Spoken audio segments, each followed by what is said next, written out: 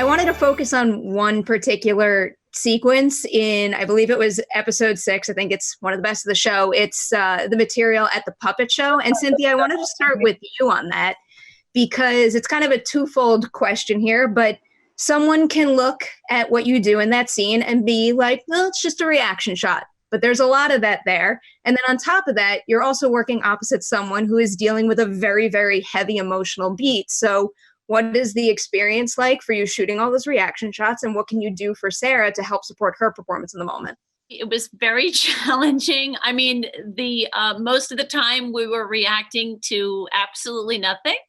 And, I did my best to be having the best time Gwendolyn Briggs had ever had in her entire life. And I gave no support to Sarah whatsoever, because if I had tried even for a moment, if Gwendolyn had even for a moment taken in where Mildred was, she would have obviously said, "Hey, honey, are you okay?" So I was of no help at all, except maybe in growing Mildred's sense of outrage that how could Gwendolyn be watching something so horrific and just laughing her butt off. And Sarah, taking that to kind of the next stage in the restaurant, it's an especially challenging moment because as an audience, we get to experience that entire story in the puppet show. And then you are tasked with revisiting a lot of that from her perspective in that scene. So what's going through your mind to keep people engaged, but also add more to the story in the process? This was something we discussed on the day where I was like, do we need this scene? Because we just saw it. We just saw the whole thing. So the solution became about me basically talking to camera as if it were Cynthia. And I have not seen the final cut. So I think, is that still in there where I basically am looking down the barrel and then she's looking down the barrel?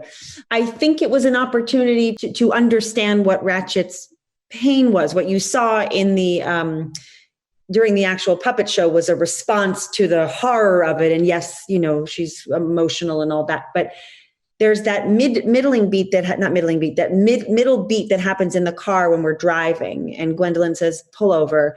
Who are you? What are you? It's that beat that actually informs.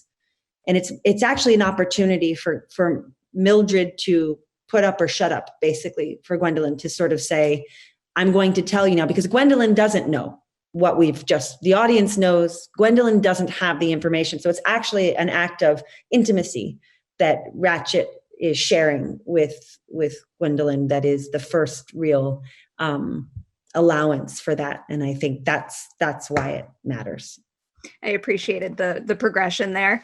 Sharon, I don't have a specific scene question for you, but as an animal lover and also as someone who's just fascinated by animal wranglers in general, I did want to ask about working with Petunia and maybe specifically what kind of notes that you get from an animal wrangler that you then have to add to the notes you're getting from your director. Petunia's name was Pablo, and Pablo had worked on other big movies like Pirates of the Caribbean and so forth. So Pablo is a trained professional actor.